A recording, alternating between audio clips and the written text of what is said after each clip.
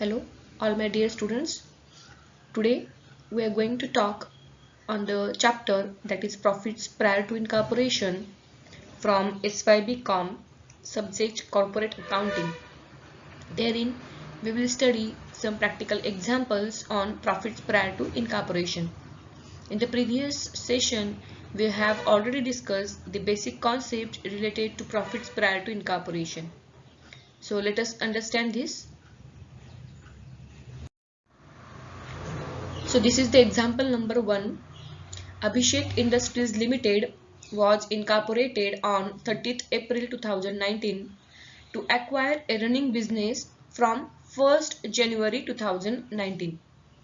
As in the basic concepts we have seen, there might be the chances of taking over a company before the actual company or the company which is going to take over is incorporated. In this example also, the Abhishek Industries is going to acquire a running company, but it is not incorporated on 1st January. It was incorporated on 30th April. And before its incorporation or registration, it has acquired one running company, that is on 1st January. I will again repeat the sentence. Abhishek Industries Limited was incorporated on 30th April to acquire a running business from 1st January. So acquisition has been taken place before the incorporation. Then the purchase price was agreed at rupees 90,000 payable in equity shares of rupees 10 each. So for as a price of purchase, the business, the purchase price, that is purchase consideration, is agreed at rupees 90,000. The following is the profit and loss account for the year ended 30th December 2019. They have given us a profit and loss account also. Then there are some additional information is given. First, the yearly turnover amounted to rupees 3 lakhs, out of which sales up to 1st May 2019 were rupees 1 lakh. Please note this in your book, the whole example. Second, the purchase consideration was settled on June 30th, 2019. Bad debts of rupees 300 related to sales effected after incorporation, and recovery of bad debts was in respect of bad debts written off during 2017. So in case of bad debts, rupees 300 related to the sales effected after incorporation.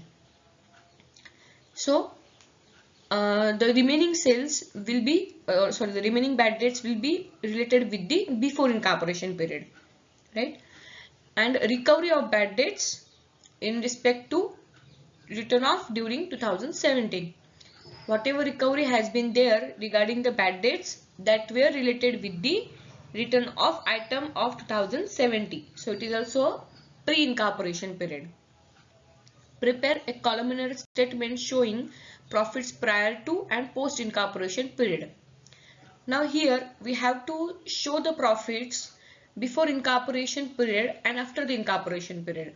So for that purpose we have to see the profit and loss account first.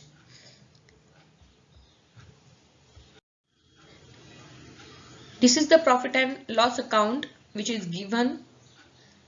Profit and loss account for the year ended 31st December 2019. There is a opening stock, purchases, sales and closing stock, and from that we have got the gross profit of rupees 90,000. Then the next is profit and loss account, and there are various expenses like salary 12,000, bad debts 1,500, debentures interest 2,500, director fees, audit fees, discount allowed, depreciation, interest to vendors, general expenses, publicity charges, printing and stationery, commission, and in the receipt side there are gross profit and recovery of bad debts of 2,000. Now if you see this whole profit and loss account, there are certain items which are related with fixed expenses, which are related with post incorporation period, which are related with the additional information, that is adjustments given on actual basis, and some are related with the sales. For the calculation purpose, we will have to segregate these items according to fixed expenses, that is time, according to sales, according to actual expenses, that is whatever has been given actually we have to calculate it, and again according to post incorporation period.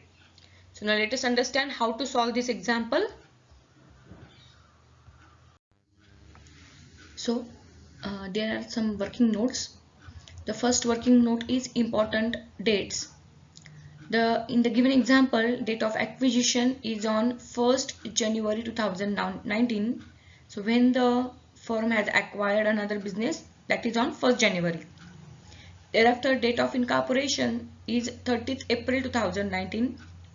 So the company is incorporated, means the company which is going to take over is incorporated on 30th April 2019, and the date of financial close is 31st December 2019.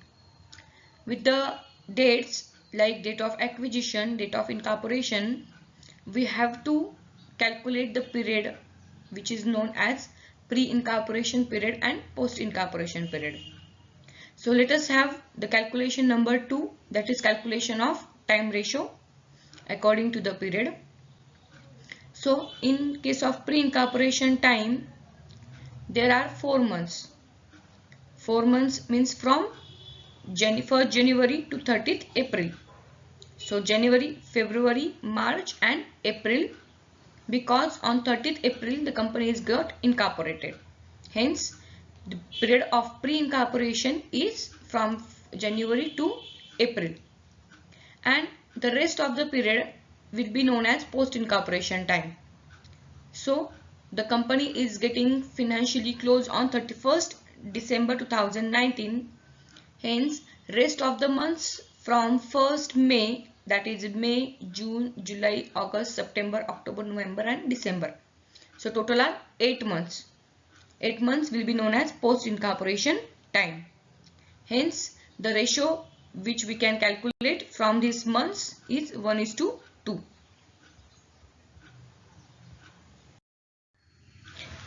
Now the third calculation is of calculation of sales ratio.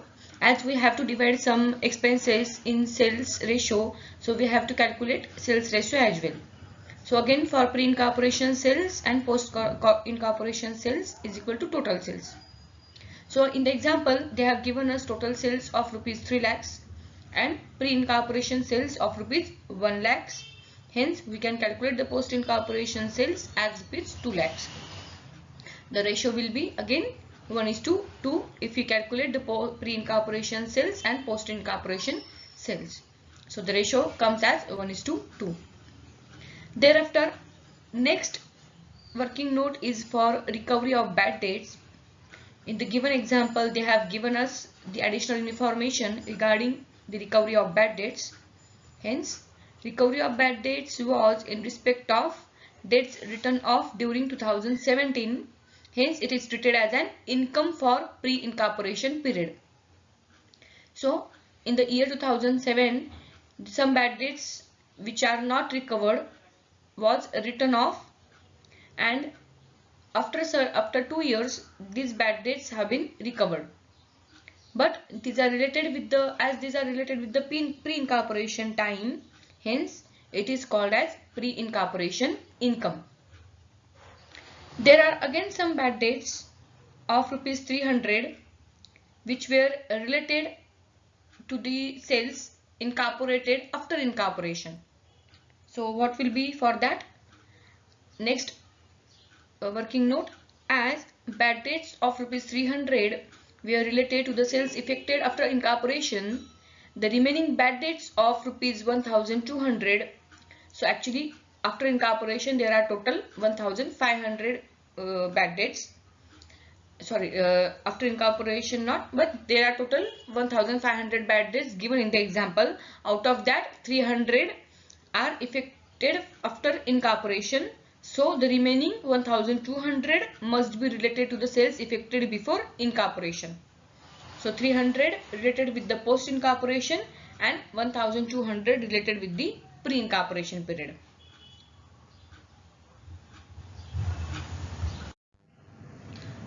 Now the next working note is for allocation of interest to vendors. Interest to vendors rupees 1500 is paid up to the date of settlement, that is from 1st January 2019 to 30th June 2019, which is for 6 months. So if you divide it by 6 months, it will come as rupees 250 per month. Now because of pre-incorporation and post-incorporation period, we have to bifurcate this interest in this ratio. So pre-incorporation period and post-incorporation period is equal to total interest. The pre-incorporation period in our example is from 1st January 2019 to 30th April 2019, and thereafter from 1st May 2019 to 30th June 2019 is the post-incorporation period. So if we count, there are 4 months in case of pre-incorporation period and 2 months in case of post-incorporation period. By multiplying per month amount to both the periods, we can get rupees 1000 amount of interest to vendors as pre-incorporation and rupees 500 as a post-incorporation.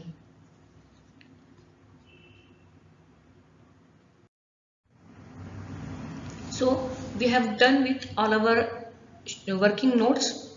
Let's start the example how to solve it. You can see in the upper case in the books of Abhishek Industries Limited, statement showing profits prior to and post incorporation for the year ended 31st December 2019. There are certain columns like particulars, basis of allocation, ratio, total, and pre-incorporation and post-incorporation rupees. Now let us solve it. First of all, receipts. Under receipt side we have gross profit. The basis of allocation of gross profit should be according to sales, which is already given in our first session. So in the first session we have already discussed the basis of allocations. So gross profit should be allocated according to sales. The ratio of sales as we have calculated in our working note is 1:2. So total gross profit is 90,000, which is divided into pre-incorporation period as 30,000 as per the ratio, and post-incorporation it will be 60,000. Thereafter recovery of bad debts. For that purpose we have seen working note as the recovery of bad debts, which is given in our example of rupees 2,000, which belongs to return of expenses of 2017. Hence it is actually related with the pre-incorporation period. So as we have working note for that purpose, it is related with the actual, hence it is written down in the pre-incorporation column. So in this way we have total receipts of 92,000. In the pre-incorporation it is 32 and post-incorporation it is 60,000. Now let's come to the expenses.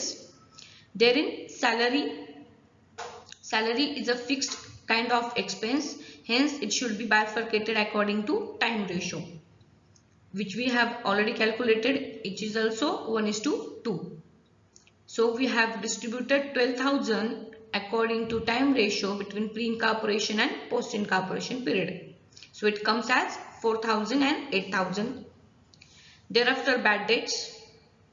Bad debts, again for bad debts we have working note. So according to working note we will distribute it.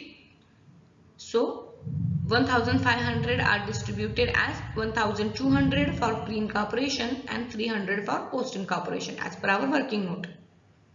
Thereafter debentures interest. When you incorporate your company, then only after you have to pay the debenture interest. Hence it is actually related with the post incorporation period only. Hence 2500 will be allocated to the post incorporation period totally. Director fees, again it is according to post incorporation period. Hence 2400 is paid to the post incorporation. Audit fees, again it is paid in post incorporation, so 3100 paid in post incorporation period. Discount allowed, it is related with the sales, hence it should be get bifurcated into sales ratio. The sales ratio is again 1:2. So 1800 is divided as 600 and 1200. Thereafter, depreciation on plant and machinery. As it is fixed kind of expense, it should be divided into time basis. Again, time basis is same 1:2.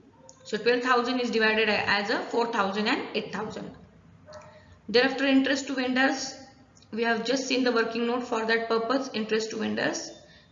So 1500 are divided as 1500. Thereafter, general expenses, it is fixed, so divided according to time 1:2. Total expenses are 2400 divided as 800 and 1600. Publicity charges, it is related with the promotion and hence it is related with the sales. So 1:2, 12,000 are divided as 4,000 and 8,000.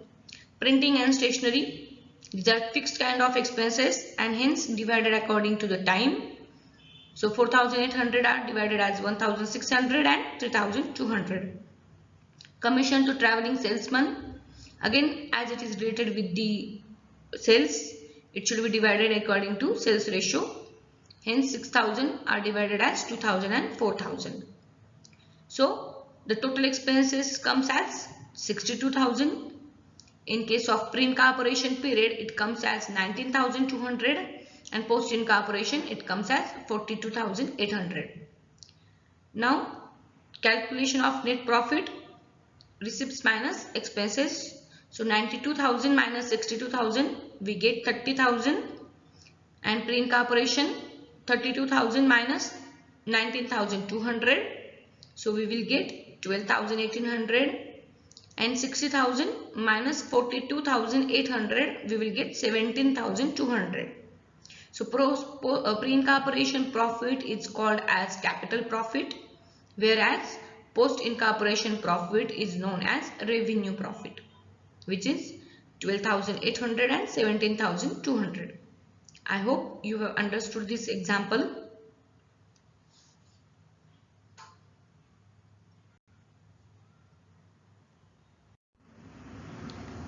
So thank you all my dear students. I hope you have understood this first example from profits prior to incorporation.